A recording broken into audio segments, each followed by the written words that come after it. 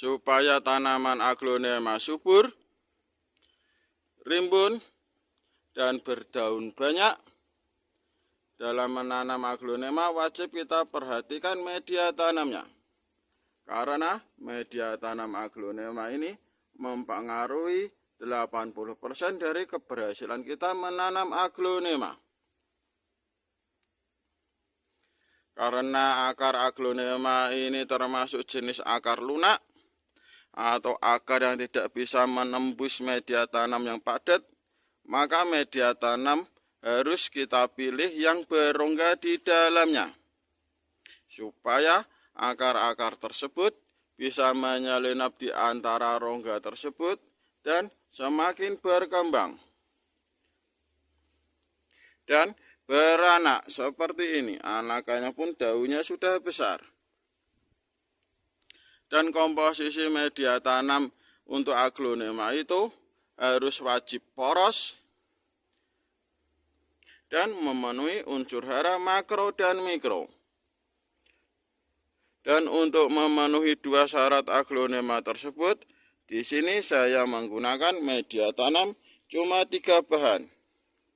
Yang pertama adalah sekam mentah, seperti ini. Yang kedua adalah pasir malang, batu-batu hitam kecil seperti ini. Dan yang ketiga adalah dedaunan, kompos dari dedaunan. Mau tahu lebih lengkap, komplit mengenai fungsi dan manfaat serta komposisi ketiga media tanam tersebut? Yuk kita simak videonya sampai akhir. Cekidot.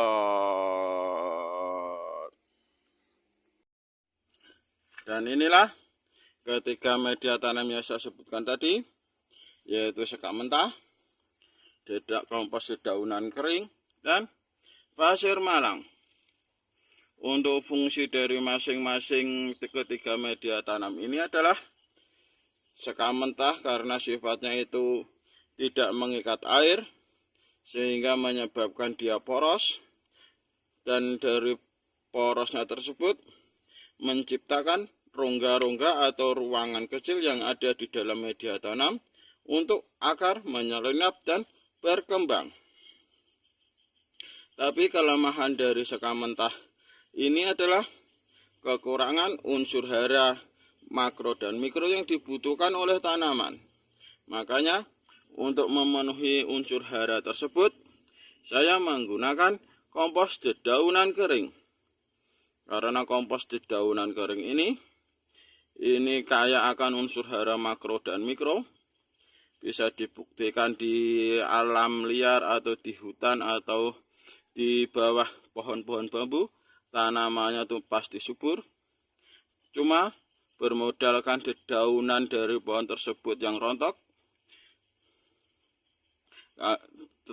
dan diurai oleh hewan pengurai yang ada di alam liar, sehingga dari penguraian tersebut menghasilkan unsur hara makro dan mikro yang dibutuhkan oleh tanaman. Dan karena kedua media tanam ini termasuk ringan, baik sekam mentah maupun dedaunan kering, makanya saya tambahkan pasir malam sebagai pemberat. Tujuan supaya media tanam kita lebih berat adalah supaya tanaman kita bisa tegak, tidak gampang goyah, baik itu kalau terkena angin maupun terkena dari gangguan hewan-hewan. Di antara media tanam pasti ada kelebihan dan ada kekurangan. Dan kekurangan dari ketiga media tanam ini adalah yang pertama, dia tempat berkembangnya hewan-hewan kecil yang bisa merugikan tanaman kita, baik itu semut, cacing, kelabang kecil, maupun yang lainnya. Dan untuk mengurangi gangguan dari hewan-hewan tersebut, saya menggunakan garam krosok atau garam dapur. Karena garam dapur atau garam krosok ini berasal dari air laut yang sudah dibekukan atau dijemur. Jadi, dan karena pH air laut itu 7-8, dengan pH tersebut hewan-hewan yang kecil tidak akan nyaman apabila terkena larutan dari garam krosok atau garam dapur ini. Dan untuk melengkapi unsur-unsur hara yang kurang di antara dedaunan kering dan sekam mentah, saya menggunakan micin atau Ajinomoto. Karena micin atau Ajinomoto ini banyak mengandung natrium klorida, di mana fungsi natrium itu bagus untuk perkembangan batang dan daun, sedangkan kalium itu berfungsi untuk pembuahan kalau yang di tanaman buah, dan kalau untuk di bunga itu membantu pertumbuhan akar anak atau peranakan. Dan masih ada satu kekurangan lagi di antara media tanam ini adalah bisa untuk tumbuhnya patogen-patogen jahat yang bisa merugikan tanaman aglonema kita. Sehingga untuk mengurangi patogen-patogen jahat tersebut, di sini saya menggunakan kunyit bubuk 1 saset. Di mana fungsi kunyit bubuk ini adalah sebagai bahan alami untuk menghilangkan jamur, virus maupun bakteri yang ada di ketiga media tanam kita ini. Dan untuk pencampuran atau pengoplosan ketiga media tanam ini adalah, pertama kita ambil wadahnya. Di sini saya menggunakan wadah ember. Lalu kita masukkan sekam mentah 2 bagian dulu.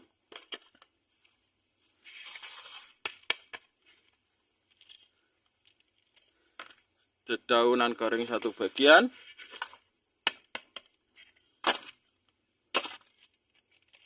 Dan pasir malam.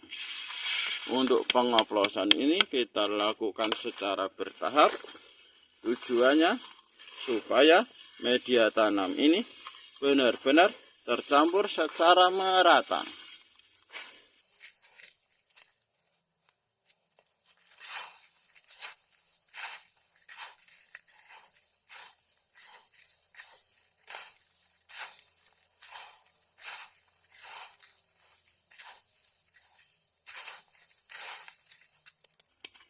Tambahkan lagi sekam mentahnya 2 bagian.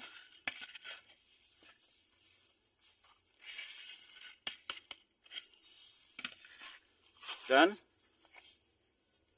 sisanya yaitu kompos dedaunan kering.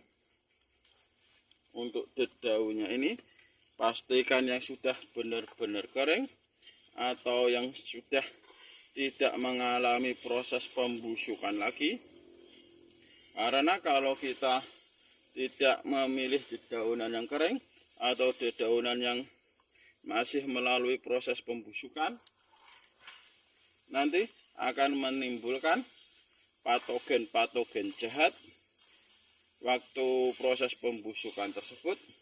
Dan dari patogen-patogen jahat tersebut bisa membuat masalah untuk tanaman kesayangan kita.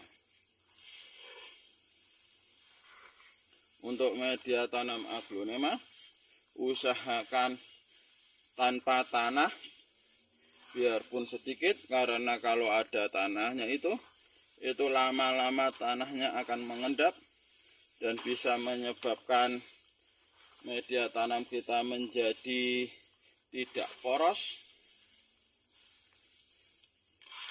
dan mempengaruhi tumbuh kembang tanaman aglonema kesayangan kita.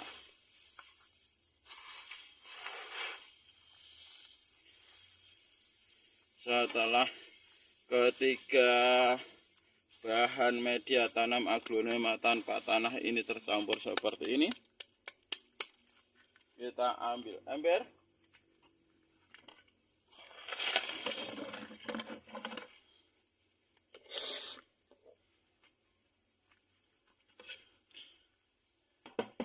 Dan pindahkan ke ember tersebut.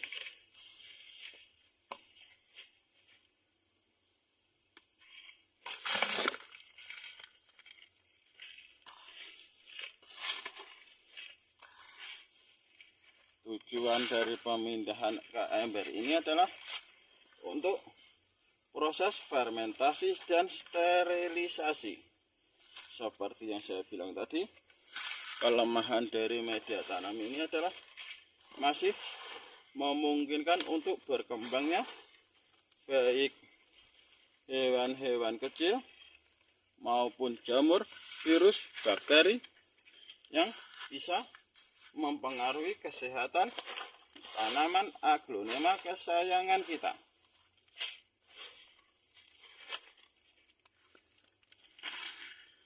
Setelah tercampur seperti ini, untuk garam dapurnya jangan terlalu banyak, pastikan sesuai dosis yang saya gunakan, karena seperti yang saya bilang, garam dapur ini mempunyai pH yang tinggi antara 7-8. Nanti kalau kebanyakan akan mempengaruhi pH netral media tanam kita.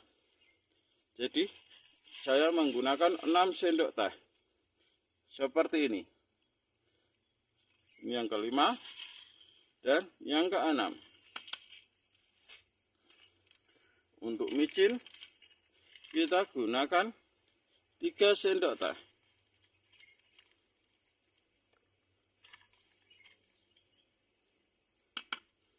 Dan untuk kunyitnya cukup kita gunakan 1 saset.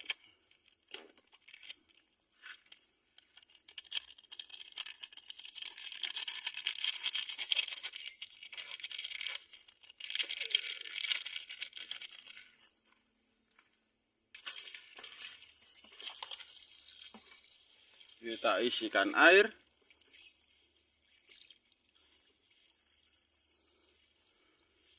Ini adalah proses fermentasi dan sterilisasi dengan cara saya yang sederhana ya kawan. Untuk pemakaian media tanam dengan cara ini, itu idealnya kita lakukan perendaman dengan sistem anaerob atau tanpa udara. Itu kurang lebih selama seminggu bisa dipakai. Tapi apabila kawan-kawan terburu-buru, minimal 2 hari sudah bisa dipakai. Tapi apabila kawan-kawan kayaknya meracik atau mengoplos media tanamnya ini terlalu banyak, jadi pemakaiannya lama, itu maksimal 2 minggu. Kenapa ada minimal, optimal, dan maksimal? Karena untuk 2 hari itu media tanam ini sudah tercampur dengan garam dapur, kunyit bubuk, dan Ajinomoto. Dan kenapa optimal? Karena selama sudah seminggu tersebut itu pencampurannya sudah sempurna. Kalau 2 hari itu sudah tercampur tapi belum sempurna, dan kalau seminggu itu sudah hampir sempurna. Dan kenapa saya kasih waktu 2 minggu? Karena setelah 2 minggu biasanya itu nutrisi yang dari garam dapur maupun Ajinomoto maupun kunyit tersebut itu malah ikut larut ke dalam airnya. Jadi idealnya adalah seminggu kita lakukan dengan sistem anaerob atau tanpa udara. Kita tutup dengan plastik saja. Dan terima kasih sudah menonton video saya, cara membuat media tanam aglonema yang simpel dan sederhana. Semoga video ini bermanfaat dan barokah untuk kita semua. Wassalamualaikum warahmatullahi wabarakatuh.